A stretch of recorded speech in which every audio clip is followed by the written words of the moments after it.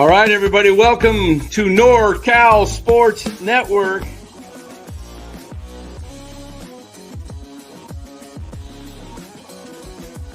And this is the same hat that Brock Purdy's dad wears. Chat loves it when Marty Lurie comes on. Anytime you lose a game this time of year, when you can't go backwards, it's a problem. All right, everybody, welcome on in. NorCal Sports Network. Niners in a sleeper tonight. We'll get right into it. First, let us thank our sponsor of this channel. That's Chapman Law Group. Chapman Law Group in Marin. Give them a call. 415-613-9483. Let them know that NorCal Sports Network sent you. We thank Chapman Law Group. All right, guys, let's get into this. Ugly battle. Where do we start? Pathetic offensive performance all the way around.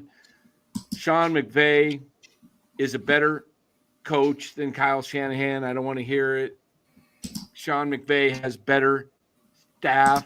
That last call was brilliant. Everybody plays back 8 deep and rushes 3, letting the guy get all the time in the world for a miracle to happen.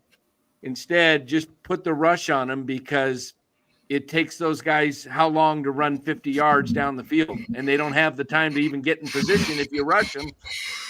Great call by Chris Shula, the defensive coordinator of the Rams there, and I think we would have probably had 420 man on our defensive guy. Probably would have just, let's why don't we just rush one and whatever.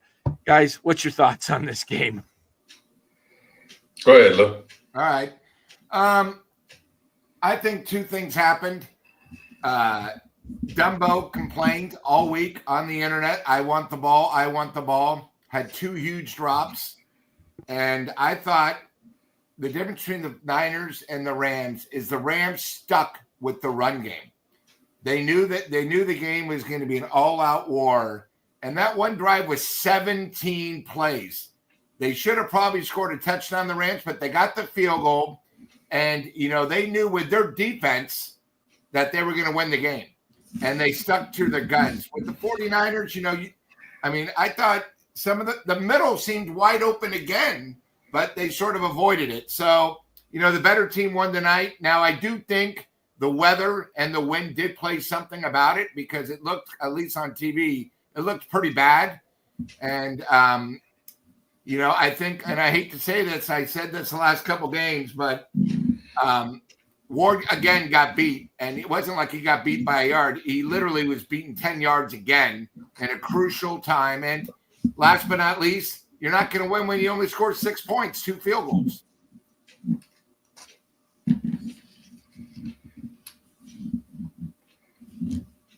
Oh, Dan, I can't hear you. You muted him. Sorry there. What'd you think of the play 3rd and 7 with the 2-minute warning where 2 men on the defense, Hufanga and I can't remember who else it was, went with the went with the guy in motion and they just it was just a pitch and catch game with the tight end. What are you thinking?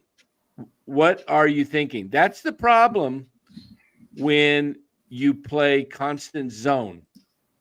And it didn't look like they were doing man because why would 2 guys leave?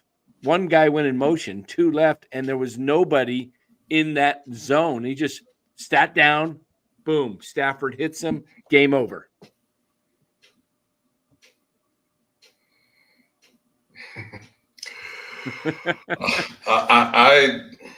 I'm just going to pour my heart out right now, honestly, man. Just like I got really mixed feelings. Like on one hand, like, from a content creator and from somebody that has a lot of friends that are Niner fans and behind the scenes, like a lot of the shit that I got at the start of the year when I didn't think the team was going to be very good. And I thought they kind of shot their load at the Super Bowl and I thought that they would struggle. And man, I'm telling you, I got a lot on here on the channel and a lot behind the scenes. There's a feeling of justification, but then just your love for the team and your love for the organization, which I do and have deep love for it. And to see a lot of the guys their body language and their facial expressions and how much pain they had at this game. Greenlaw out there killing himself, coming back early from an Achilles and playing like Superman. Warner out there on a broken ankle. Like, a lot of these Warriors have fought for 5-6 years, and should have 2 Super Bowls under their belt. And, I said when the season started, I said when the Super Bowl was over, the window was done, it was closed. And looks to be the case now officially. But I don't feel good about being right or being justified or all that shit. Just at the end of a team that I've loved for a long time, just wasted their chance with the best roster in football. And I love Brock Purdy. I love the man. I love, I've gotten to know a little bit, met his dad a couple of times. I know what a good dude he is, how he was raised. And, but I mean, I just got to call it the way I see it. He's just kind of limited. He has a hard time gripping the ball in poor weather, and that's not going to go away. He's not all of a sudden going to get larger hands, or not all of a sudden going to get a big, stronger arm. Unfortunately, I love his determination, but he is who he is. He's a very good quarterback. He's not an elite quarterback, and it just kind of all came to head tonight. I mean, for what it's worth, though, Stafford has bigger hands and is a bigger quarterback, and he struggled throwing the ball tonight. So I'm going to be fair about it, and not just put the game on Brock. It was not a great game plan. Like, again, the roster politics of Kyle, and like trying to get the ball to your buddy over Kittle, who's obviously a much better player right now. Jennings is a better player right now, and he still kept trying to force it to Debo, and you saw the results. It's just real unfortunate. I guess we got a poll out there. I don't know what the poll is. Oh, come on, Ryan. This isn't the Broncos. Who would you want moving forward, Purdy or Bo Nix? Come on. This guy. This isn't about the Broncos or Bo Dix, or what's his name? Bo Nix. So whatever. I can't believe we got biased. We got bias on our everywhere. On our he's almost as bad as Chardall. Yeah, Ryan's our Chardall. And then Dan and Lowe's, I'll tell you one thing is I gain a lot of respect for Stafford. That guy takes a beating and he just gets back. I mean, and that's the thing is you could tell in this crunch time who's sort of the better quarterback, the winning formula. And I think maybe if there is a silver lining with the Niners is they realize Brock isn't worth $60 million, and they're going to have to really decide. And we're really going to see how great the Niners front office is, because they have a lot of big decisions they're going to have to think about, for next season. It's, and you can't really say injuries. Every team has a problem with injuries, but you're really going to see, is our front office as good as we think? I mean, it's going to be a tough last 3 games, and really a real tough offseason, because, they've sort of had everything their own way, but now is the crunch time. They're going to have to step up. They're going to have some real tough decisions, and, we'll see. I think, Loach, you brought it up right. Dan laughed at you, half the people except me, when you said they'll probably lose 4 straight. You go, 4 straight? Are you nuts? Hey, we have it on tape. And, the thing is, where I really respect you is, even though you love the Niners, you tell it like it is. You're not a homer. You see the facts. You're like, hey, guys, I want the Niners to win, and I'm hoping I'm wrong, but I see us losing 4 straight. I don't see us making the playoffs. I think when we went through the things, Dan said, hey, I think maybe 10, 11 wins. We were pretty realistic, 8, 9, 9, 8. And, unfortunately, we're right. And, like I said, I think it's going to be a real, real long, tough offseason for the 49ers front office. Yeah, it's like your kid messes up. Like, he or she messes up. Yeah. And it's your kid. You love your kid. But, you need to discipline them. You need to teach them right from wrong. And sometimes that's kind of the best analogy I can use. Like, it does not make me feel good to rip our head coach or to rip, other members of the organization or things they're doing wrong. Not at all. But I mean, again, I'm always using the term, you got to use your eyes. Yeah. And I just watch sports with my eyes and not with my heart. And I know that's hard to do sometimes, but one team was able to throw the ball downfield and make a big play. And that was the Rams on a play action, got 50 yards, got them in the field goal range immediately. And the other team has, whether it's rainy, windy, snowy, or perfectly good weather in a dome, the other team is just incapable of throwing the ball downfield. That's just one thing I've said about Kyle's offense. Like it's a horizontal offense. It's not vertical. It's not vertical. And teams know that. They're playing that. They're playing the middle of the field. He falls in love with CMC. So there's a lot of flaws to his game and his coaching style that have been swept under the rug for years because the team has won. But my contention has been, the team wins a lot because not just because of Kyle. The team has won because, like, for the better part of this run, it's had one of the top 3 defenses in the league. And I watch the games. We all do. The defense has bailed this team out and this offense out a lot. But Kyle gets credit for the wins.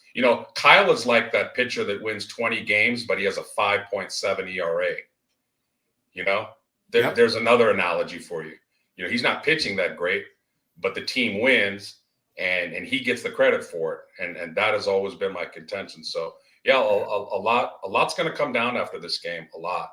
Yeah, a lot. And Los, you bring up a great point. The Rams didn't even score a touchdown, and we still lost. I know. You can only ask so much from the defense. Yeah, and that's not a good Rams defense. That's not a good Rams No, defense. I don't understand the play calling because the 49ers cannot separate, and they kept throwing deep into coverage that was, they were guarded well. There was no separation.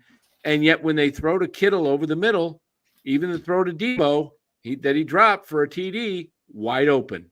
They could get the quick passes over the middle, and yet I don't know if that's Brock trying to go for the home run and trying to get it all at once instead of taking the shorter passes that were available to him, or if the routes that were designed, there was really nothing there underneath. It was just over the top or bust, because that was just pathetic to throw. I mean, even the interception, what was he doing? They were playing triple teamed. Triple teamed. What is he doing? Somebody else has to be open when 3 guys are in one little area. Yeah. So Yeah, its message. Let me just tell you something. Its message. 14 for 31 with your starting quarterback. You're not going to win too many games. Let me tell its message and our little punk producer, Ryan. Hey, listen, I've been doing football a long time. I've been right a lot longer than you punks. And that's right. I called both of you punks. Punks. Okay. It's message. It's not a message. It's a joke. You're a joke. Okay. Let me just tell you this. I was wrong this year. Okay. I called it wrong. I see it now. I've been calling it right for the last 3+ weeks. And you know what? I thought they would be there, but they weren't. Call me a homer for missing it, but I'm the one that said trade Shanahan. I'm the one that said, how do you call a guy a homer when you say trade Shanahan and don't pay Purdy? Yep. Okay. All right. I've had enough. Okay. All right. You punks can keep talking. I think the thing with Brock is what made him special, not elite, but special, was his ability to read a defense and his ability to process. And the last couple of years that he's played really well, he just hit the open guy. There was open guys. It could be short for 6. It could be mid-range for 10 to 15. And it could be, a few of the deeper balls, 20, 25 yards. The deep ball just is not part of his MO or Kyle's offense. So it is what it is. But it seems like he's just forced the ball downfield, almost trying to prove himself, trying to get a contract, and not making the smart decisions that we're used and accustomed to seeing him make. So, that's been disturbing no matter what the weather is. He's been kind of spotty this year. And I think he's a much better quarterback than he showed tonight, to be honest. But I still Yeah. wouldn't. But I wouldn't pay him 60 mil or 50. He's in that 30 to 30. He's in that Baker Mayfield range to me. Yeah, 40, right there at 40. I don't know what we got a poll out there. I can't see it. Let me see what the poll is. Should the 49ers pay Brock Purdy? 41 votes so far, 71% say no. So no is winning. Look, Brock's a good quarterback. He's not the guy that can do, I think Josh Allen, Mahomes in that situation, you never know what could happen. They probably hit that guy on the sideline to the 35-yard line. Boom. Never know. But the throw to me tonight that was the worst throw of the night, Niners were driving. They were down 3. What was it, 9-6? Yeah. They were pretty much in field goal range. And he throws that ball, a pick with a little over 5 minutes left. What do you see on that play when you see 3 Rams and Jennings down there? What are you looking at? I mean, what are the odds of you putting it in, threading the needle on that? You've got to be able to see that. And what's even crazier is I just mentioned that there's no go routes in Kyle's offense, and there was one, but he used his slowest wide receiver on his roster to run a go route. Like, Jennings is a good player, but running a go route is not one of his best things. You could have used Cowan, who is a 4-3 guy. You could have used Pearsall. Pearsall was wide open on the right flat. I saw that. He was wide open, and he could have run for another 10 yards. Kittle's still a 4-5 guy. So, I mean, it wasn't the game to throw a deep ball with the weather. I get it, but you're really going to run Jennings on a go route. The slowest, one of the slowest receivers in the league. Yeah, that's a circular peg in a square hole. Isn't he like a 4.6, 4.7? He's like almost a 4.8. I mean, it's like, come on. He gets open because he runs good routes, and he's got great hands, and he uses his body to fend off defenders. But he's not a Jamar Chase or Justin Jefferson, throw the ball on a go route. That's not his game. So, like, you finally run that route and you run it to Jennings. I mean, that's the play call. So, again, this is why I always argue Kyle's a great play caller. He calls great plays. I quite frankly disagree. It's not just based on this game. It's not based on this game. It's just overall. Okay, I want to show you guys something here. Give me 1 second here while I pull this up, and we'll look at the bottom of the screen here. Okay, let me just take a look at the very bottom of the screen at Pearsall. Okay, see you guys see? Okay, Pearsall is right here. Can you see my cursor? Yep. Okay, watch Pearsall move out over here in this area, and he's wide open while you'll see the play into triple coverage. After it looked like Brock. Look at the running back. Look at the running back on the 30. Nobody around 10 yards on him. Let's look at Taylor right there. There. Look at 34-yard line. Now 32. Turned around. That's Taylor, Patrick Taylor. He's sitting at the 32. Brock throws it to him. Watch where he could. But the throw to Pearsall, if you see that play again, the defensive lineman was coming around and had his hands up. If he had thrown the ball to Ricky Pearsall, it would have got knocked down. Taylor over the middle. The third read was wide open. Yeah. And that's where I think Brock has, maybe regressed a little. Now, he was getting pressured. Easy for us to say when guys are coming down on you. But Taylor was the open guy for 8 to 10 yards easy. If he throws it to Pearsall, watch that play again. The defensive end is jumping. He knocks that down. Remember, Brock is not a tall guy. He's going to get a lot of balls knocked down at the line of scrimmage. It just is what it is. Let me see if I can see this play again here. I will. Watch the play again and watch the defensive end loop around on a stunt. And if he throws it to the outside to Pearsall, that ball's not going to even get past the line of scrimmage. The guy's jumping up and knocking it down. which still would have been fine. It would have been better than an interception. But yeah. Okay, here we go. The defensive tackle, not the defensive end, the defensive tackle. Let me see if I can move this in slow motion here. This is the guy that's in front of Pooney. He's going to come around on a stunt. Okay, I'm going to try and move this in slow motion, frame by frame. 91. He's coming right now, and he's going to jump and put his hands up right to where Pearsall would have been. Yes. Probably knocks that down because Brock would have had to throw that as a line drive. He would have had to kind of sidearm it. Yeah, a little bit. Or just softly toss it. But who knows if there. But the problem is, here's the problem, guys.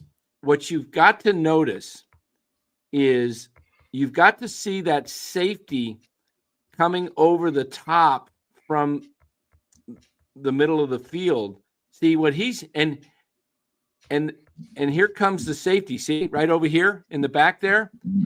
He's got to notice that, and he's got to notice that right away that he's not going to be open and look to check off to Taylor, but he never looked at Taylor. Look, his eyes, see his vision? He's looking all the way. This is a go route, and it's the only play that Brock had in his mind. He's got to be able to read that defense. Let's take a look at the defense at the beginning of the play. Okay, so he sees this, and at the snap, he probably sees the linebacker in the middle of the field, 52, I think it is, and he probably thinks that's not going to be open. He's looking there right now. See it? See where Brock's eyes are? He's looking right in the middle of the field. He's looking at the safety, and he never looked at Taylor right there. That's the guy you got to always – that's your check down play. What we've said all year long, which is the Niners offensive line, and this is one of the main reasons I did not feel and did not take them serious, is Kyle, John Lynch, and the whole organization told us. They told all of us that Jake Brendel and McKivitz were good players. They said it over and over again. They were asked about it in the media, and they kept backing them, and they kept backing them. Look at how much time – the Rams are not a good defense. And I know he didn't have a good game today. But what if Brock had a good offensive line? What if he had a little bit more time to throw?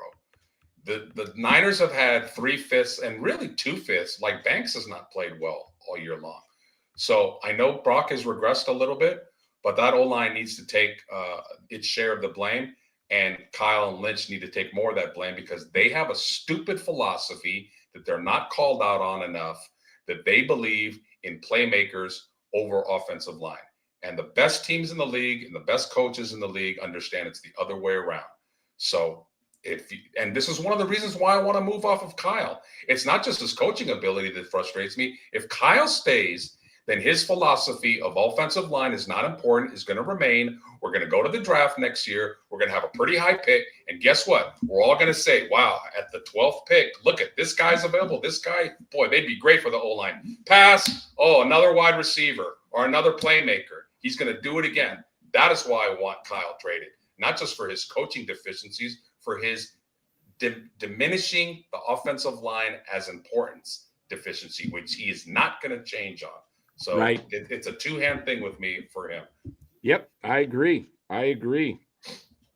and again, I thought the way the game ended, same way. The first drive of the game, we run, we lose 2 yards.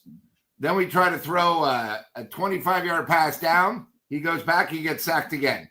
We literally had the ball for like 7 seconds to begin the game. It's just, and this is something I think Loesch brings up a great point. We've been criticizing our offense and defensive line for the last probably 8 games. The other thing is, I think we beat a bad Chicago team last week, and we came into this game saying we're going to do the same thing. Every week in the NFL, it's all about adjustments. The weather was different. You got to remember, the Rams were sky high too. They just beat Buffalo, the team that demolished us. we beat Chicago, 34-13. It wasn't even that close. So, week by week, you got to be ready. And I thought overall the play calling was atrocious the whole time. Oh, the first play of the game was a joke, trying to squeeze it into Debo just to get him going. Come on. He was totally blanketed. Oh gosh. More roster politics. That's Kyle's buddy. That's your roster politics that you go by. Yeah. Put friendship aside and do your job as a head coach to try to do what's best for the team. Period. What'd you think of the of Greenlaw? He looked good in the first half, but then did he get aggravated himself? Just tired, or? I think he may have aggravated it. I don't know, because he was I going think like late this. in the third, early in the fourth, because he was on the bench. Well, and then he was rubbing that calf with the calf with the gun, the massage gun. That's not a good sign when you're working on that. I don't know. You just hope that it's all. Yeah, that guy doesn't know but one speed, does he? I love that dude, man. I would say he's a warrior. I would say he's the most valuable player on the defense, even more so than Warner in a way. I mean, they're kind of a tandem. They're both unbelievable, but Greenlaw very underrated in the NFL. Never got the Pro Bowl nod he should have, and he was, man, he's the run stuffer. He's the guy that is the enforcer. He's the most physical guy on that team. Tough to see him not be able to go back out there in the second half, especially the fourth quarter. But I think the defense, if we're going to look at any positives, minus the big play off of Mooney Ward and a couple of other breakdowns on that last drive, I thought they played pretty well. Very well. Hufanga and Greenlaw bring a physicality to that defense that's been missing all year long. They were able to stop the run for the most part. I know, Kyron Williams maybe had some good numbers, but it took him 25 carries to get 80, 85 yards or something like that.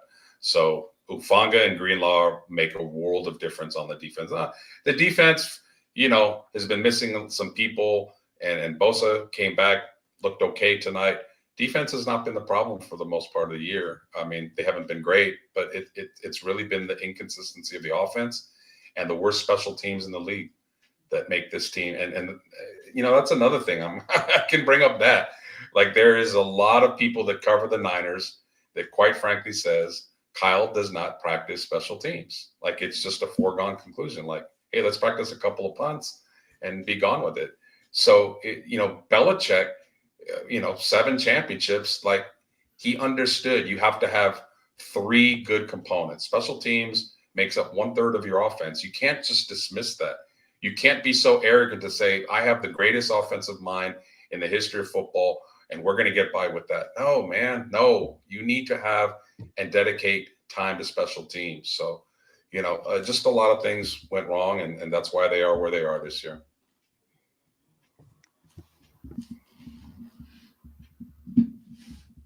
I'm seeing in the chat that Campbell didn't want to go into the game and he threatened to do that if he didn't start, that he would not be a team player, and that he refused to go into the game in the third quarter.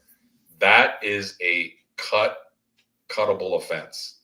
If your defensive coordinator or your head coach tells you to go in the game because Greenlaw got hurt, or I think D. Winters got hurt as well, and he refused to go in the game, cut him tomorrow. If they keep him after doing that, they really are going to lose the locker room. It sounds like they already have. Oh, he's cut already? No, lost the locker room. You're talking about the locker room. I was going to say that's the quickest one. You had Dumbo last week going over the internet saying they don't throw the ball to me. Tonight we tried to throw to him. He dropped, and then of course we ran him a couple times as a running back. He did his usual 2 times for 3 yards, useless. It's just I hear you. Hard to watch. 2 field goals only. I got you. It's a message. I'll be over on the Krug show, and I will be I'll get my takes in. I will say this. Give him some for us, Danny. Yeah, Let him know. It's a oh man. Yeah, if that's the case, who knows if I don't know where you heard that, Rob, about Campbell if he refused to go in. Where did you hear that? If you can give us, is that your take? Is that something you heard somebody else say, or did that come from Kyle said someone it in the Niner media? Kyle said it himself in the press conference. What? That Campbell did not want to go back into the game. I'm getting text messages on that, and they're saying it in the radio. He did not want to play anymore on the radio. He even didn't stay on the sidelines. He went to the locker room. Oh, he needs to be sent home. I mean, just like you're fired. Sorry. And I think you can void an NFL player's contract, can't you? Like any money you owe him for insubordination. I would think. I don't know, man. He very well could. Refusing to play, you're breaking the term of a contract. You're defying an order, man. I know in the real world that I fired many people in my life as a manager who did things, people. Danny, do me a favor on the Krug show. Just mention, we always go at him, you and I, about Kyle's X's and O's and this and that and some of the other things, clock management. But just mention that all the people that want him back, like his philosophy, like I just said, about not believing in offensive line and if he stays, then he's going to have a big part about who they're going to have a good pick this year. And it's not just O line, it's D line. They ignored D line this year too. It's the trenches that win. Really, you're 6-8. You might as well just go 6-11 and get a better draft pick. But yeah. I mean, Faley turned it around in 1 year. They got Barkley, hell of a deal. They got Barkley. They moved off of some players, and they repatched up their lines, and they got 2 new coordinators. And look at them; they're right back at the top of the NFC along with Detroit. So this doesn't have to be a 3 or 4 year hiatus, or oh my God, the Niners are down again. It could be a quick fix. But if Kyle is again coming back, then he doesn't believe in trenches. Well, not on the offensive line side of things. So we'll be. You know what I wanted him to do last year? I wanted them to trade up in the draft. They had the 31st pick. I wanted them to trade their first and third or something, move up, get one of the tackles that was available. They could have moved up to like 18, got a nice tackle.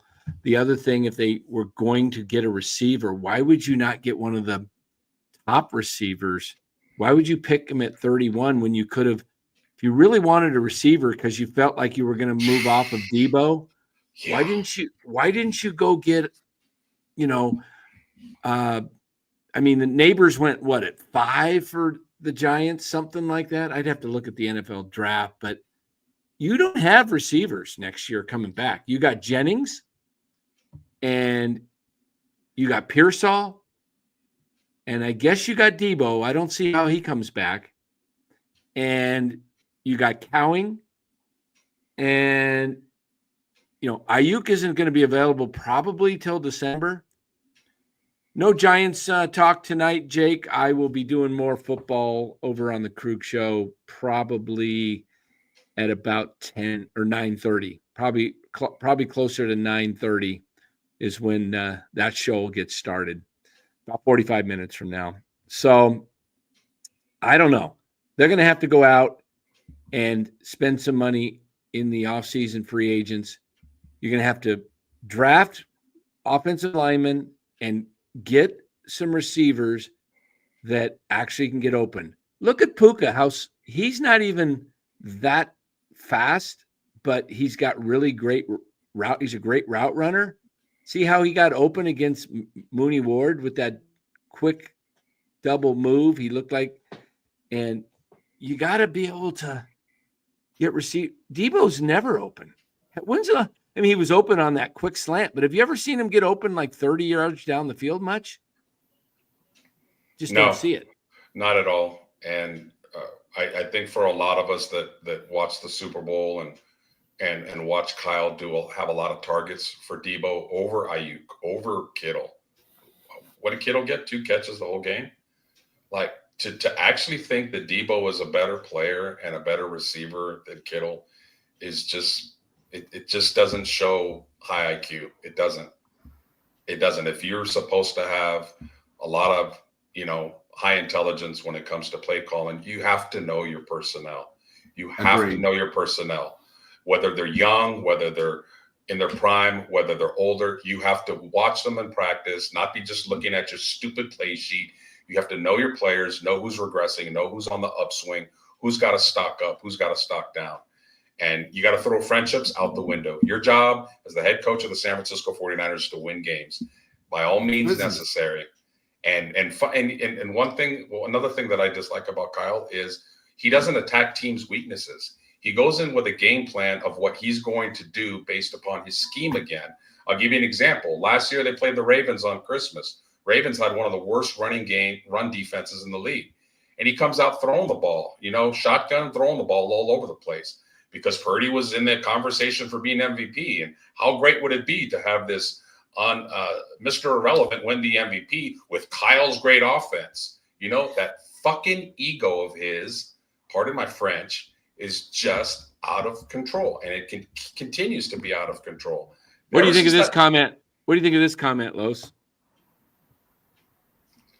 That's exactly what I've been saying for 2 years, and a lot of people are finally getting on the boat, and some people still are going to ride with Kyle no matter what they see with their eyes, and no matter how they see that he's not the offensive genius that we think he is.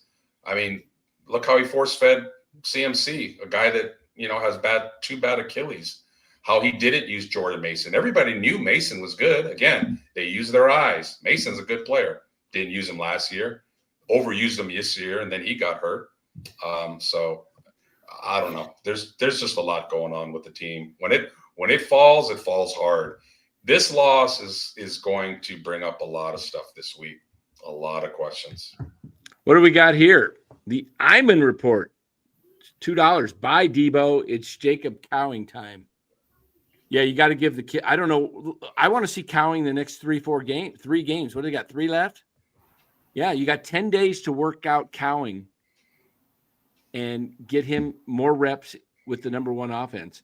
Fuji Simeon, small sample size, but Greenlaw looked good. Extend. If he's healthy enough and he didn't re-aggravate that thing, yeah, I think you got to extend him and go get off of some of these other guys. Get off of Debo. You're going to have to, unfortunately, they're going to probably have to move off of Hufanga. They're going to have to move off of, I don't know, man. I don't know how do you get out of some of these? I know Hargrave's going to be gone. How do you get off some of these contracts? Because I don't think Ayuk's ever going to be the same. Thomas B in the chat. Let me just say something to you. If Kyle has a losing record this year, this will be his 4th losing record in 8 years as a coach. That's half. So when Kyle has enormous talent, he wins. When Kyle has a little bit of adversity, to me, as long as the 3 of us, Lou, Dan, and I, have been watching sports in general, forget just football, great coaches, not average and good coaches, great coaches can ad-lib and can adjust when their best talent isn't available. Kyle's never done that. Kyle has been successful when he has the most talented roster in the league. Naturally, who wouldn't? The best characteristic of a coach is his talent. But Kyle has proven that when he has a little – did you guys hear the beginning of the broadcast? I'm glad I remember this.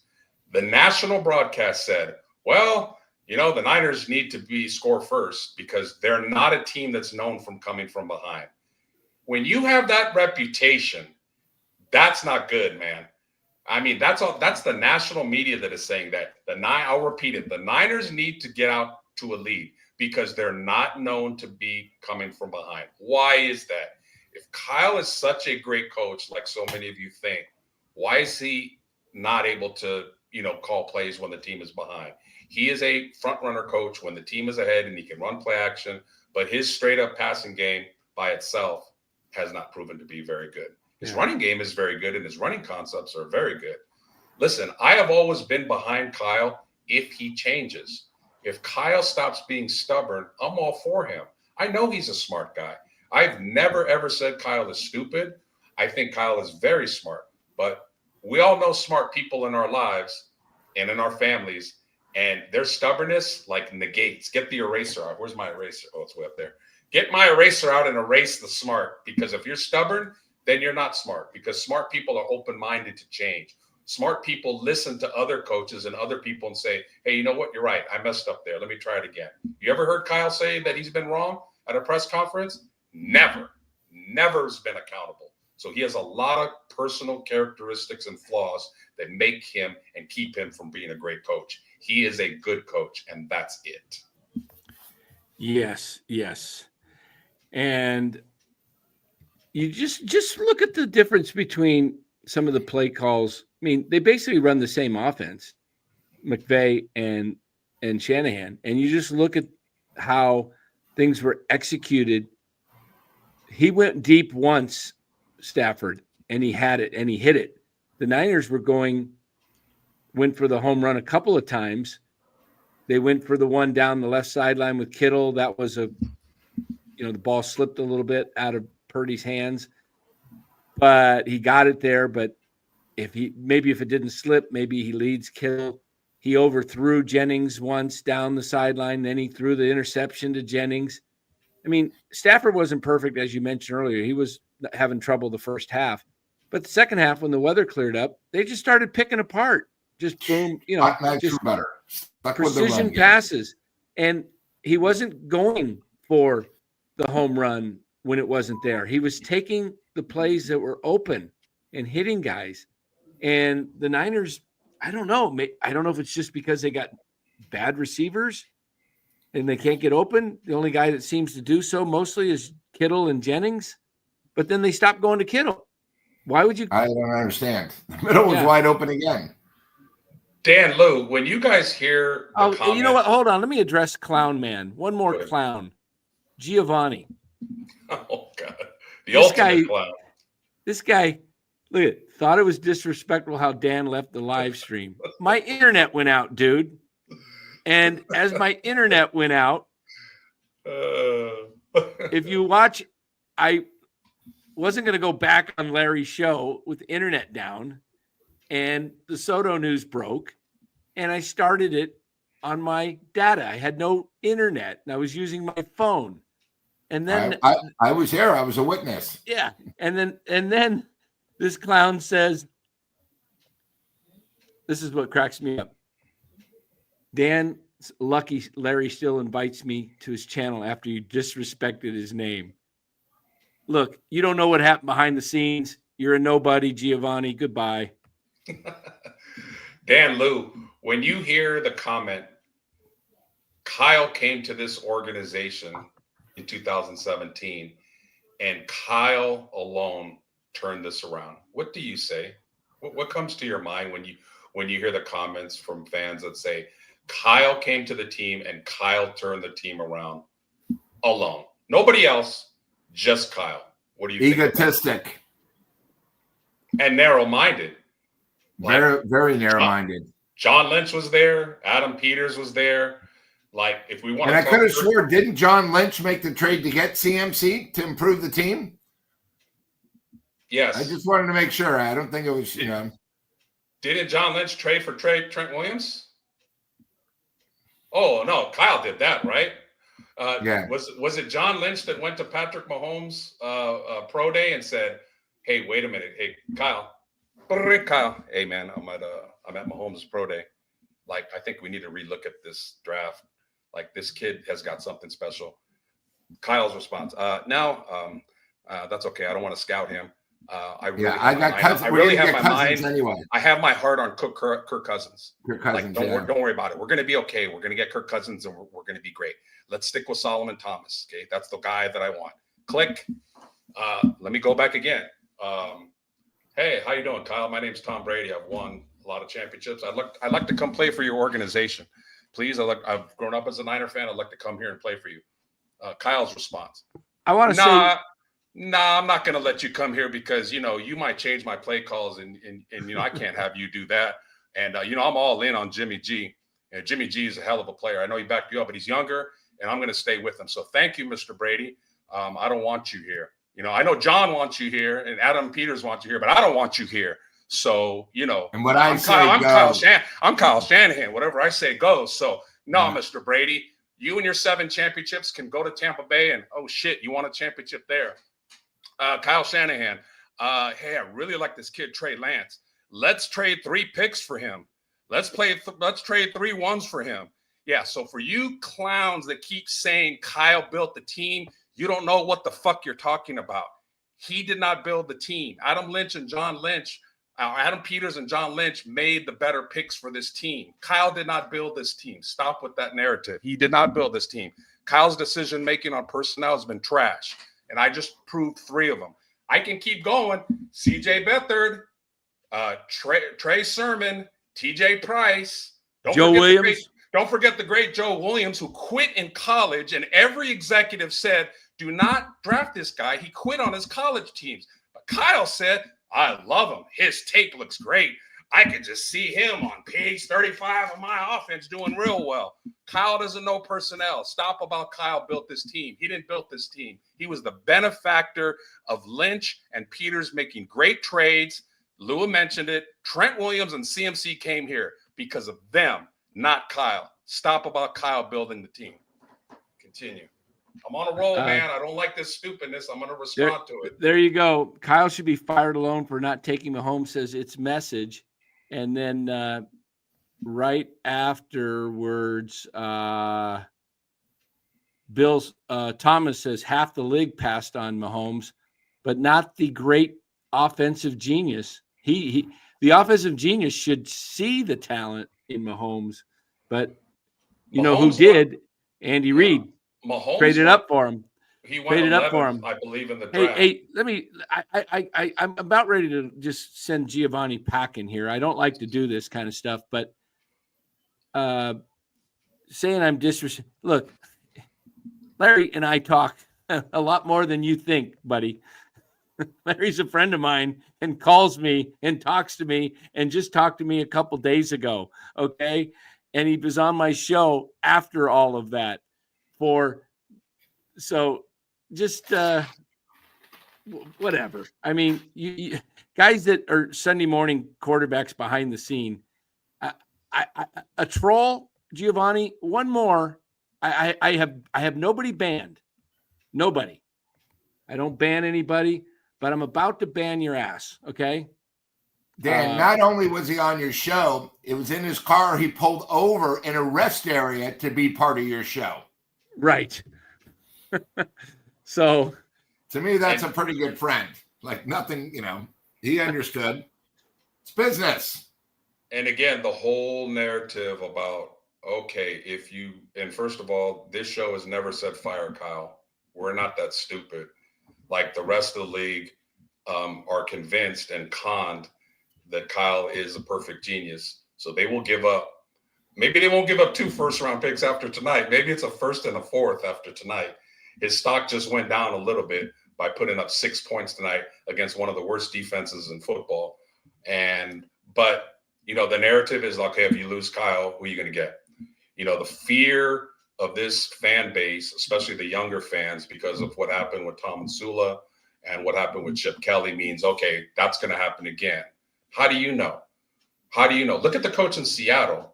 Not too many people know who Mike McDonald was. And it took a little while for that defense to get going because you can't just come in and get your system out and know it in a few weeks or through training camp. Right. Toward the second half of this season, Seattle's defense has been playing better and better and better. Yep. So and they're gonna win the division most likely. So there are some Seattle fans that says, so who are you going to replace the great Pete Carroll with? Pete Carroll won us a Super Bowl, something Kyle's never done here. Pete Carroll won us a Super Bowl. You're going to push Pete Carroll out the door? Who are they going to get? Mike McDonald.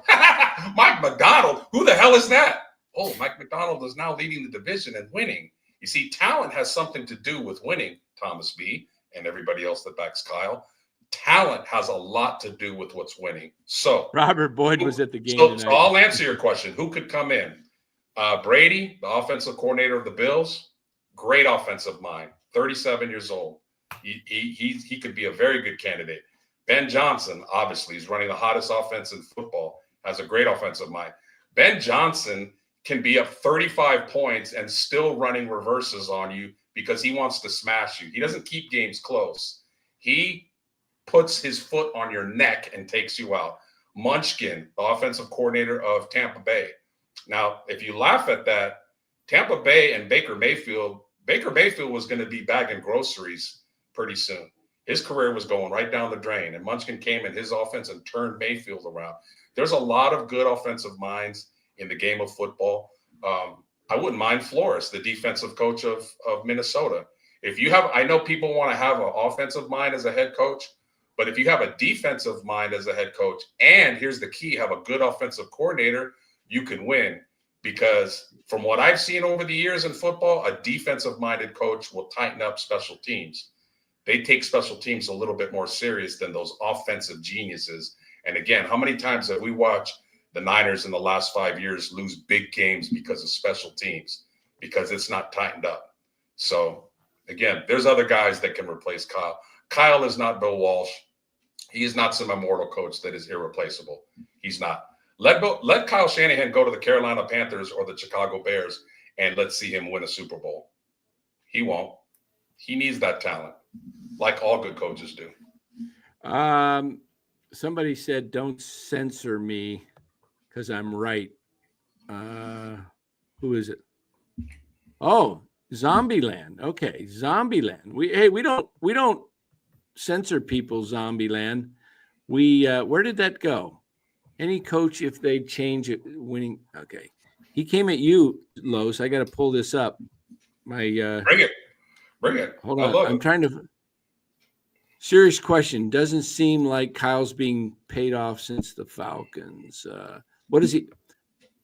I'm trying to find his comment here. Los D is proving his idiocy yet again per Mayfield. What? What do you mean per Mayfield? What's he talking about? How Baker Mayfield was not a good quarterback. He had been playing. He had gone from team to team, and he was looking like a first-round bust. And then he went to Tampa Bay, and that offensive coordinator Munchkin got a hold of him and showed him some things, taught him how to actually play the position a little bit better, worked with him, and now Baker Mayfield is a very good quarterback. He's not elite, but he's a very good quarterback. So how do you figure? I mean, I'm sorry that you're still continuing to swallow Kyle. Continue to do that.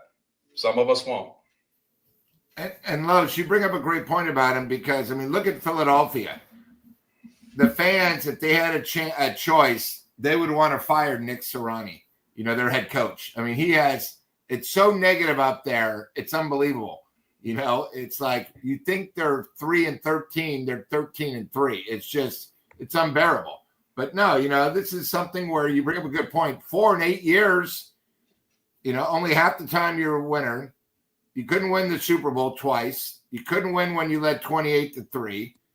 Maybe it's just not a winner. It's just, hey, sorry, things happen.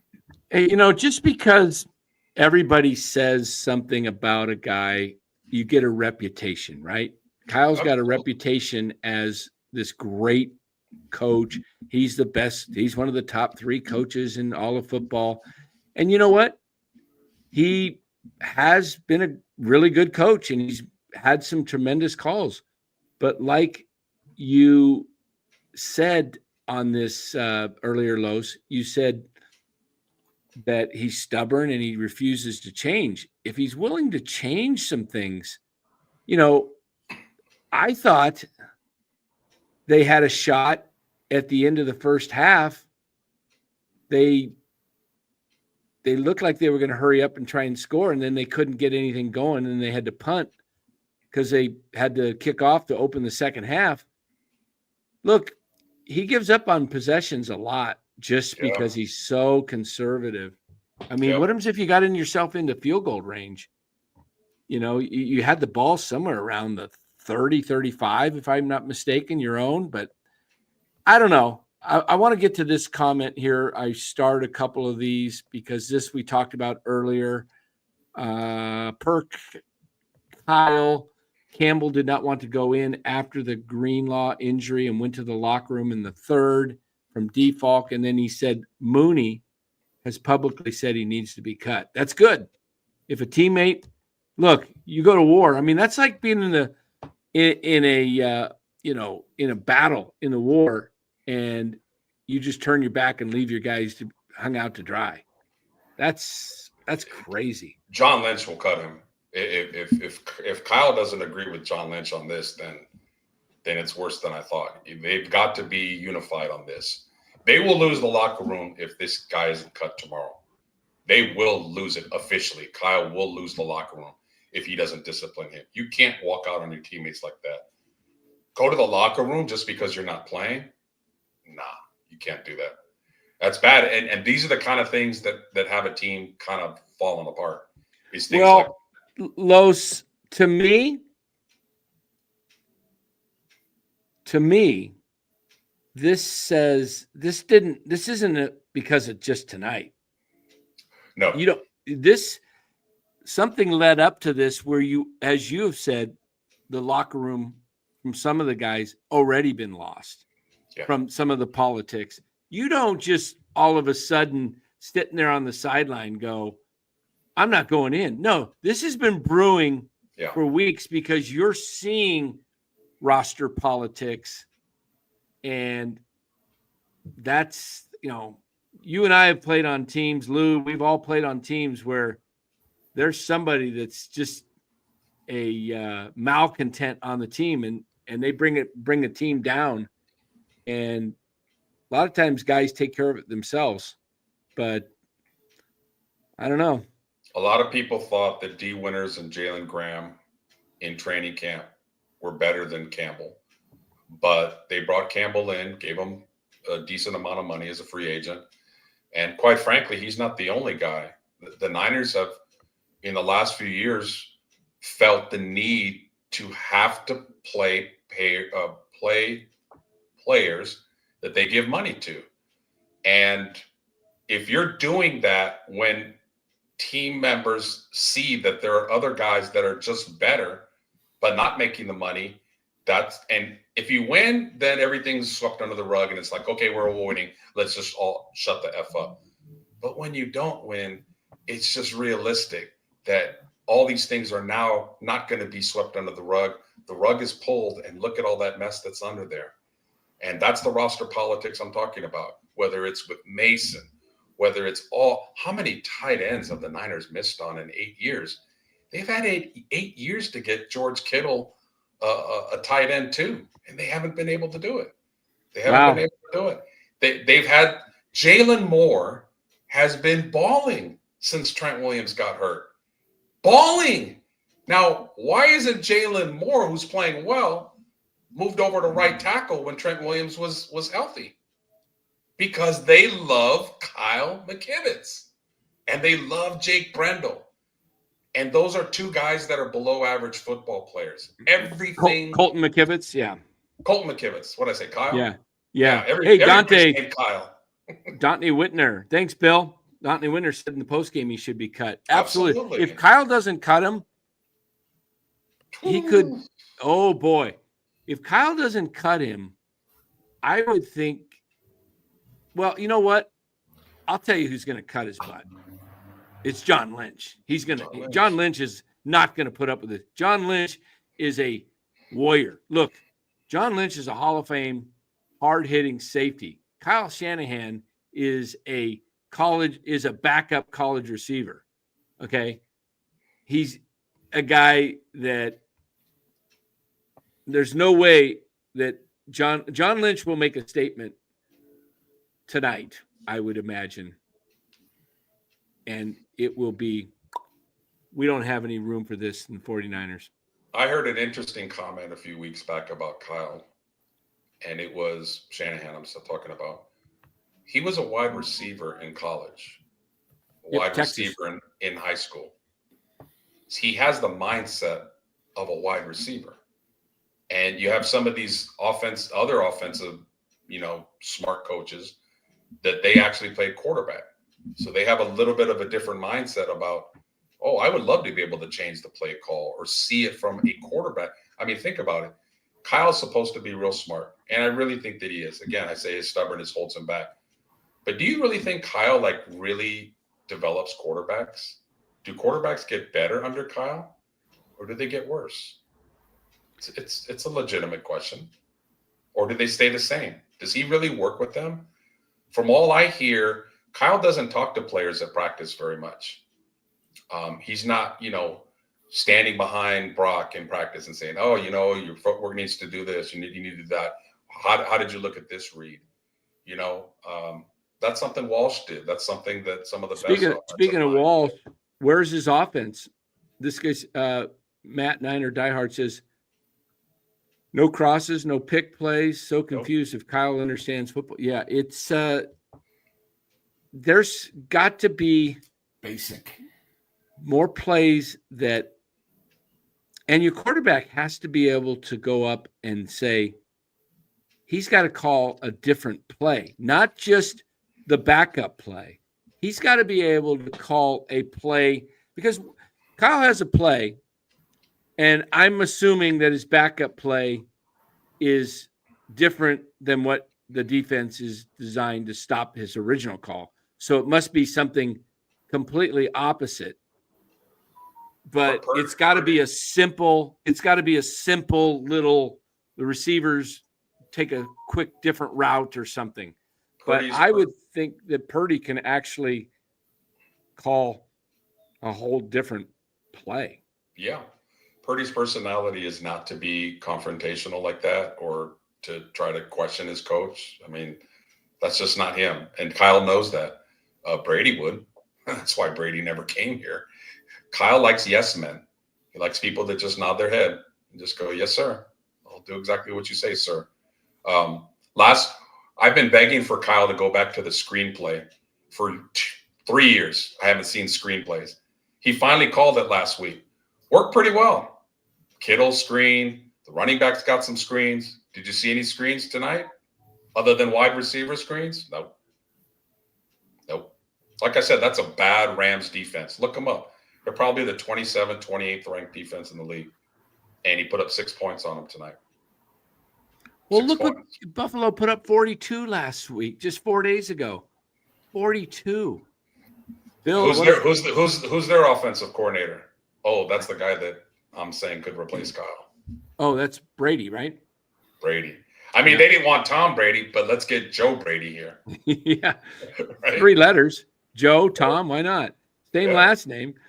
Bill, $10. I think the important point is Kyle is not a head coach, really. He's an offensive coordinator at heart. I would tell him he needs to take the head coach job and must hire an offensive coordinator or go. Agree. Yeah. Agreed. Yeah, because look, his mind is all in the offense. How does he even? Yeah. Hey, Dan, think about it, Dan. The 2 greatest quarterbacks of all time are Joe Montana and Tom Brady. If we can get a guy to combine both names and have Joe Brady here as the head coach, man, I'm all in for that. Think about it, Joe Brady or Tom Montana. Damn it, you're the next head coach of the Niners. Joe Brady. Lou, are you in with me? Are you all on the Joe Brady bandwagon? Is his first name Joe? Is it Joe Brady? I don't know. I think so. Maybe not. I have to look it up. Why am I? It sounds familiar. Let me look it up. He's the offensive coordinator of the Bills, right? He used to be at LSU. Yeah, Joe Brady. It is Joe Brady. There you go. That's destiny. That's destiny. Tom Brady grew up a 49er fan. Probably is the GOAT. Joe Montana is right there as the GOAT. In many people's eyes, he still is. Greatest 49er quarterback of all time. You have a combination of both sitting there in Buffalo that needs to replace Kyle. Joe Brady, please bring that up on Larry as well. Because you know that what they're going to say when people start ripping Kyle. Well, who are you going to replace him with? Where are you going to replace him with? Well, we got about 4 or 5 candidates. Maybe he can get – did Jamar Chase ever sign his contract this offseason? I don't think so. Joe Brady coached him at LSU as the offensive coordinator at LSU with Justin. Look at those wide receivers they had. and Justin Jefferson and Jamar Chase. And there was one other guy. Who's the third guy they had? That's why they were the national champions. Oh, and Joe Burrow was the QB. Yep. And Oh the my kid gosh. and the kid that's in Jacksonville, Brian Thomas Jr. is from LSU, and he's a baller. Too bad he doesn't have a quarterback throwing to him. Hey, let me ask you this. To get him. Let me ask you this. I'm with you, Lou. I would love the Niners to trade for him. Would the Bengals make this deal, or would anybody make this deal? Joe Burrow and Jamar Chase for Kyle Shanahan and for Kyle Shanahan and Brock Purdy and Nick Bosa. And 3 number ones. No, I don't think you'd have to give up ones because Kyle's worth ones himself. So then you just get Burrow and Chase. I like it, Dan. I love it. Give me Burrow and Chase on my team next year with Joe Brady as my head coach. Boom. Oh, my God. Do not let the Niners win a Super Bowl with Joe Brady. I will be the loudest. And you send him Kyle and Purdy, and now you pay those other guys instead of Burrow's already getting paid. He's got $55 million. Yeah. There's no way Brock Purdy's worth $55 million. No, they're going to get Bosa, a one-time defensive player of the year, still a very good defensive player. They're going to get a supposed genius head coach, an improvement of what they have now. Mark Gray says, what am I starting now? Hey, it's just, that's how sports content, you just throw stuff out there. It's just fun. It's not like I didn't put a lot of thought into it. It was just kind of like, hey, we're talking about, but Cincinnati, they're disappointing this year. Their coach, they're 4-5-7, I think they were, same as the Niners. Yeah. Now the Niners are 6 and what are the Niners? 6-8. Bengals are. What are the Bengals? 5 and. Bengals, I think, have lost five games by less than 3 points or less. I know you got to run over to Larry's here pretty soon, Danny. But we're good for about 10, 15 more minutes. I know you mentioned wanting to do a Mount Rushmore. How about Mount Rushmore of head coaches in the NFL? Who are your 4 best head coaches of all time? All time, 4 head coaches. All right. What do you got? All right, I got Bill Walsh's on there. I got Bill Belichick's on there. Let me think of the next 2. I think I'm gonna maybe go with Andy Reid. I might be leaving some of the old guys out, but Reid's won 3 Super Bowls. Yeah. And he's been in 4, and he's probably going to have more. Let me think. Let me think of some of the older guys. You got wow. Yep, it's hard. There's Bill Cowers out there. There's Don Shula, John Madden, Chuck Lombardi, Vince Lombardi, Chuck Noll, Joe Gibbs. I see. Paul Brown, George Hallis. Tom Landry's definitely on my Mount Rushmore. I mean, he was so. I thought about Landry. Yeah, I guess if I had to really do it. What about John Madden? I thought about Madden. I guess first you got to go Walsh, Belichick, Landry. That's 3. So who's your 4th one? I would have those 3. I would not have Andy Reid on that list. I just can't put him on that list. The 4th one is tough. I think you got to go with Lombardi. What about Marv Levy? Never won the big one, but he always got there. You know Philip Coppola. That he's not on my Mount Rushmore, but that is a great answer. Joe Gibbs won 3 Super Bowls with 3 different quarterbacks. Yeah, and that is not to be taken lightly. I believe it was Joe Theismann, Doug Williams, Mark Rypien. Correct? Yep. Mark Rypien. 3 different styles of quarterback, 3 different styles of offenses. Thank you for mentioning him. That's a great answer. He's not quite on my Mount Rushmore. Yeah, he's definitely in my top 10. But that is a coach that adapted. That is one of the things I'm so strong against Kyle about, is he adapted his offense and changed it up. Remember, Gibbs had Riggins. He was running that guy 25 to 30 times a game. And then here comes Doug Williams, and he had to he threw better out of the shotgun. You know, he had Theismann who did it better under center. He adapted his game plan and his game calls to the talent that was on his roster.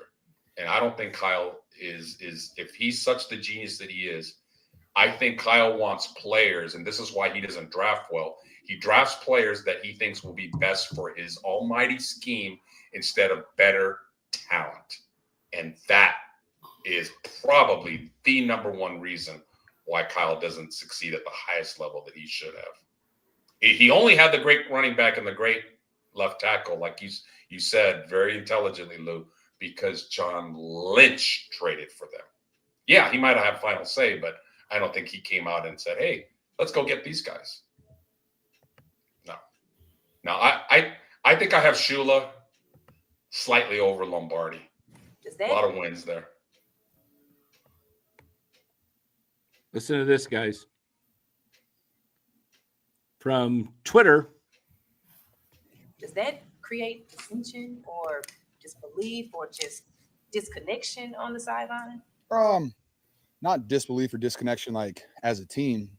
That is one person who just decided not to, play for his teammates. And I don't think that doesn't make our offense look at each other and be like, wow, man, we're falling apart. It's more of a, or like the defense, hey, we're falling apart. It's more of a one person making like Mooney said, a selfish decision. And I'm with Mooney on that. And I've never been around anybody that's ever done that.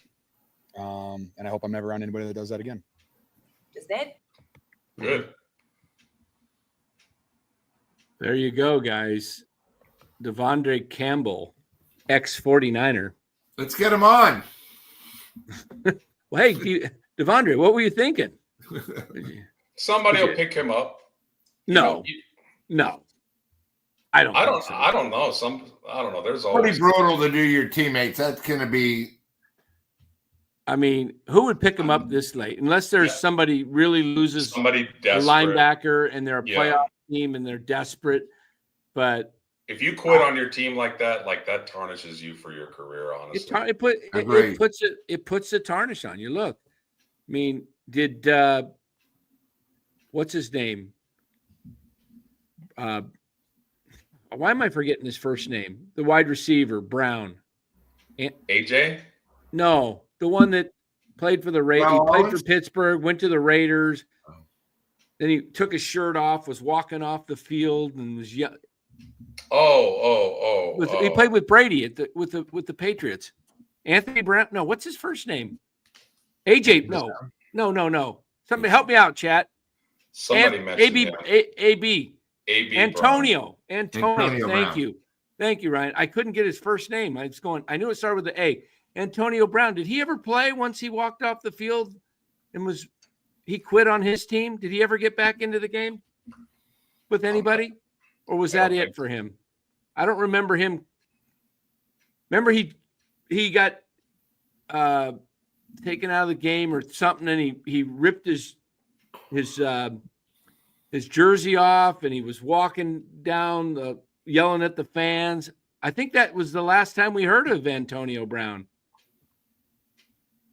So, oh, come on, producer Ryan. Look at it. Like I told you over the text, because I can't remember the guy's first name. Wait till you get to be a little older, Ryan. Leave Dan alone, Ryan, man. Damn, man. Knows more football. You probably didn't even remember Antonio Brown doing that. You were probably in diapers still. I got a trolling producer, man. He likes to get on me. Lou, who's your Mount Rushmore coaches? Boy, it's tough because every generation is sort of different.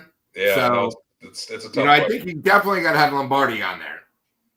Okay. If there had to be NFL coaches, yeah. All right, probably George Hallis.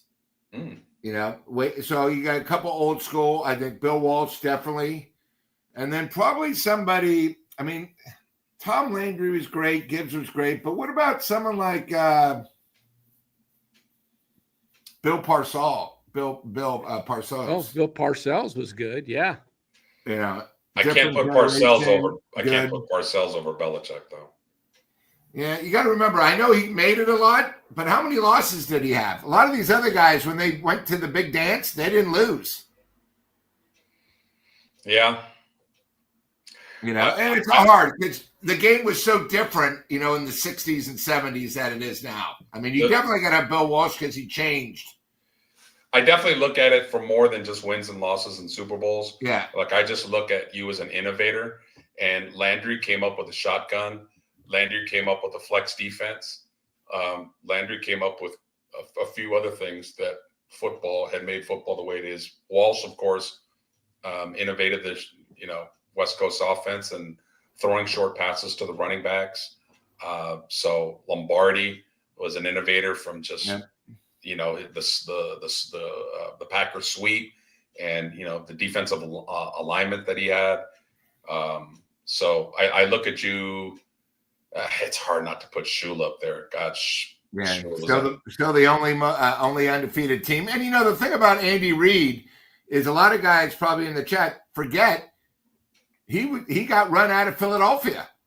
He was the Philadelphia Eagles coach. It wasn't like he was always with Kansas City like some of these guys might think. Like, you know, you think, oh, my God, he's been there with Holmes for 20 years. It wasn't like that. You know, he was with Philly. He was the coach that couldn't win the big one.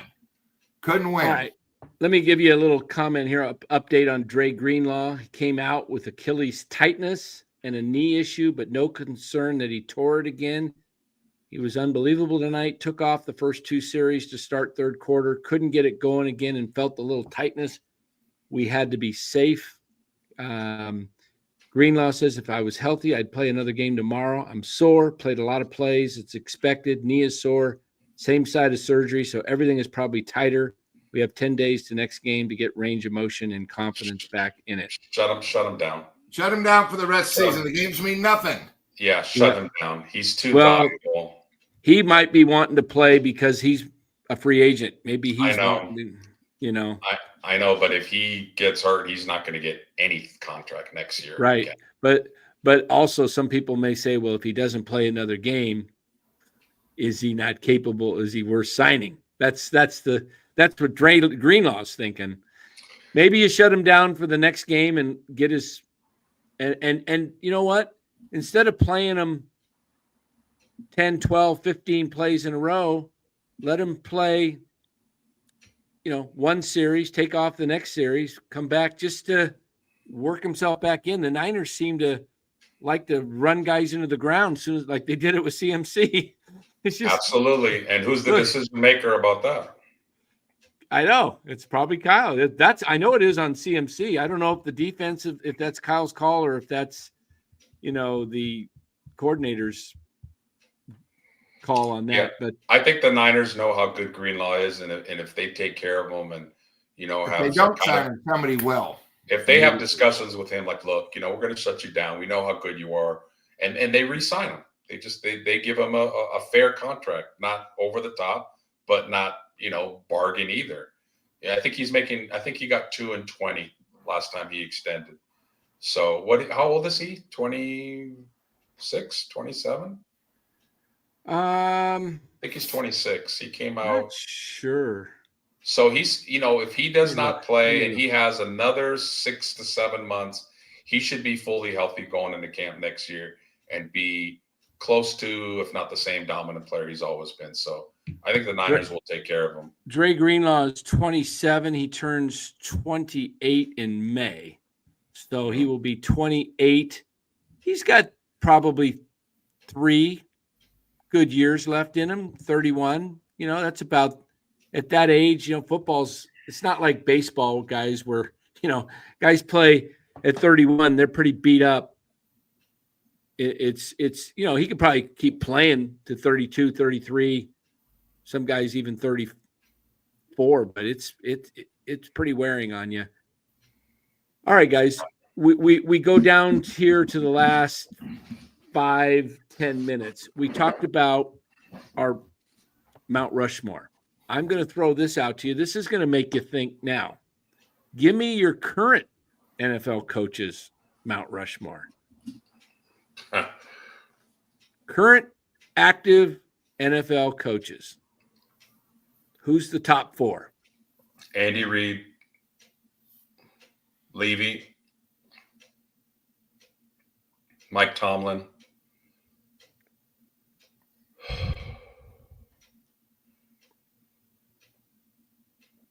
Kyle will not be on that list for me.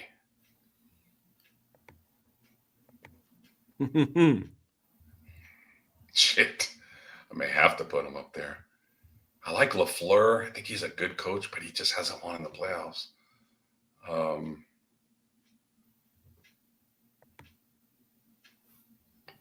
Damn, Dan, don't force me to do something I don't want to do. You're missing somebody. You should come to your head real quick. Should I give you a hint? Give you a little hint. John Harbaugh or Yeah. Jim. Yeah, Or I like or- both Harbaugh brothers. or there's another one you could look at. Played tonight, coach tonight. Yeah, For I the said Rams? him. You did? Yeah, Yeah. I thought you said Levy. I Well, think he who's said Levy? Levy, but he meant McVay. Oh, That's okay. what And I'm like, I was gonna thinking. I wanted to wait and see. Is there a Levy in the league? I know there. Marv used to coach. I did say Levy. I can't have you forgetting names, Dan, and look bad. So I purposely forget names so I can look bad with you. I'm a team player, man. No, I really forgot. I went brain fart there. Yeah, McVay. Ryan, he's got Denveritis up his rear. He can't think of anything but Denver. In fact, if you guys have seen Ryan's Well, he went bedroom, to New Orleans. he does have a Denver Broncos blanket, or what do you call that? Cover, bedspread. Producer Ryan sleeps with a Denver Broncos bedspread. It's cool. I know guys do it when they're like 8, 9, 10, and they get for Christmas.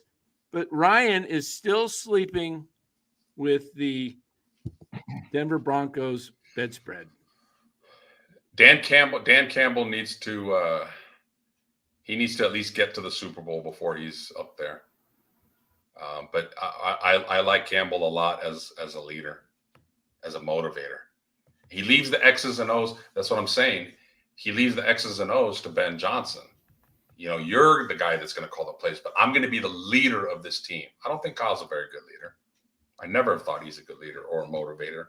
Yeah. Malinowski. Dan wears Niner panties. Yeah, I sure do. Yeah. Okay. So who was your 4? You got first Reed, then you got Levy 2. And McVay. who was 3? Tomlin. And 4? Harbaugh. Okay. Which one? John or Jim? I'm going to go John. Okay. All right. Lou? I Who's think your John 4? Harbaugh's over the last 10 years. I mean, what he's done. He hasn't won the big one, but we're talking about the best coach. I think he's the best coach. So he's my number 1. Probably Andy Reid's 2. Wow. Dan Campbell's still a little bit too new. I guess you got to give Tomlin credit because how, we talked about Shanahan's 4 losing seasons. Tomlin's never even had a season below 500. So Nope. You talk about coaching. It's not like Pittsburgh had the greatest team, the greatest quarterback. So Terrible quarterback. Tomlin would be my 3rd. And then you got Levy too? 4th. Oh, McVay, yeah. All right. I am going to go. I mean, you got to remember BTB. McVay. How many guys worked under McVay's tree? Yeah, exactly. Be careful, Dan. If you bring up the Shanahan is going to have 4 losing seasons in 8 years, I guarantee you Larry will fire back. Well, Dan, he didn't have any talent the first couple of years. Of course he couldn't win. Okay, so if you can't count him for losses with no talent, then you can't give him wins for having an all-star roster. That's You can't kind of have what it both ways. that was my point a week or two ago. Yeah. Yeah, you All can't right. have it both ways. All right. My 4 on the list. I'm going to go Kyle Reed. Andy Reid, 1. Yep. 2. I'm going to go Harbaugh. John Harbaugh is on there. McVay's on there. 4 is a toss-up between Peyton and Tomlin. Sean Payton did pretty darn good at New Orleans. Is this his second year in Denver? And he's turning them around? Man. That's he got rid of that quarterback who's now doing. That's a toss-up. It's right there. 4, 5, 5, 4. I think just to be different, I'll throw Peyton in there, but Tomlin, what I like about Tomlin is the consistency of his career. Yep. How many years has he been coaching? 10, 12 years? It's been closer to I want to say 15. Let me look at his career. If it's 15, I'm giving it the nod to him. They've only had 3 coaches in their off the top of my head, he's been there 15, 16 years. But while you're looking that up, Dan, think about this. At the beginning of the year, if you were to say who's going to have a better record, the Niners or the Steelers, as far as roster talent goes, the Steelers drafted offensive linemen. 95% would have said the Niners. The Steelers this year in the draft, they drafted offensive linemen in the first round, the second round, and the fourth round, and all those guys hit, and they are dominant in the trenches. And my God, Russell Wilson's playing like it's 2012 all over again.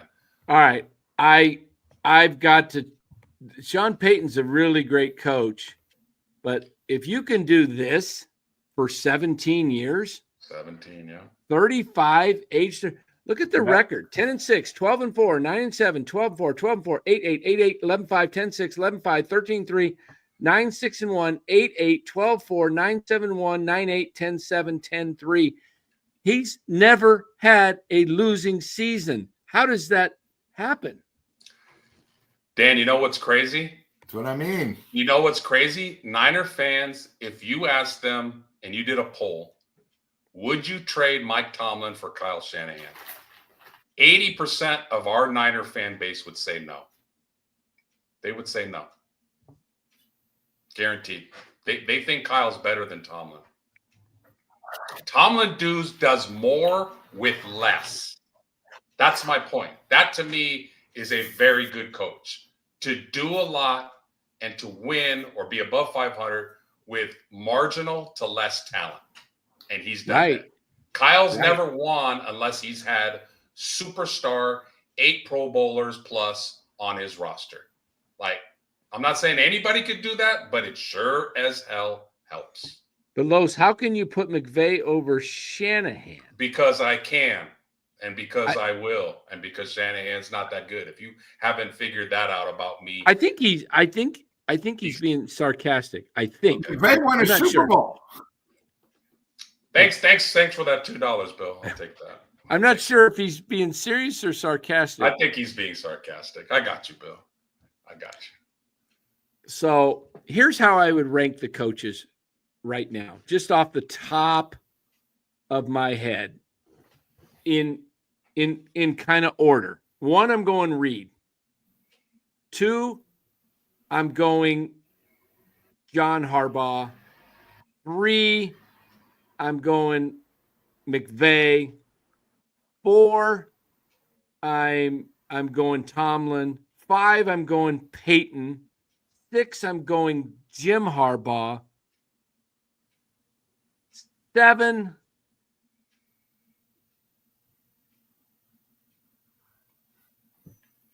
I don't know if Dan Campbell. I'm tempted to put him above Kyle. No. But Dan, if I asked you this question at the beginning of this year, honestly, you would have had Kyle as a top 3 coach. I would have had him as a top 3, top 4 coach. Yeah. He's gone down in your book this year based on sports is all about a revolving door. Things change day to day, week to week. That's how sports goes. You're only as good as your last game, right? I think you got to be. I mean, not quite that, but so 6. I got Jim Harbaugh. 7.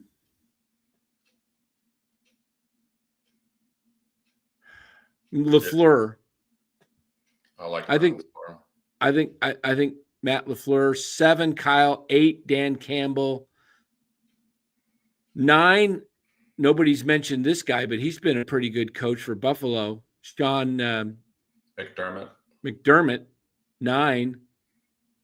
And I know I'm missing 10. How about D'Amico? D'Amico's up there. He's only 2 years in. I think he has to do it a little bit longer. How long has Campbell been a coach? 3 years? About 4 or 5, I think. Let me look at the teams, the coaches here. Okay. Yeah, there's a lot of bad coaches too out there. Who's Danny, I have to run. I just got we're gonna end this too. Yeah. Okay. Yeah, I just got an emergency call. I got to call back real quick. All right, guys. Hey, we're going to end this right here. We're going to, if you guys want to get into some more football, go on over to the Krug Show. That should be starting up within about 5-10 minutes. Head over to Larry Krueger's show. Everybody roll over there. Thanks for watching, guys. We really do appreciate it. Tomorrow night, we'll be back at 7:45 with a little Giants talk. So let me bring Lou in here to say goodbye. 7:45 tomorrow. Check out our videos, guys. By the way, we put out a couple videos today. Go check out the channel. They're baseball videos. Like and subscribe to the channel. Please. Tomorrow, we've got more videos coming out. There'll probably be 3 more videos out tomorrow, maybe more.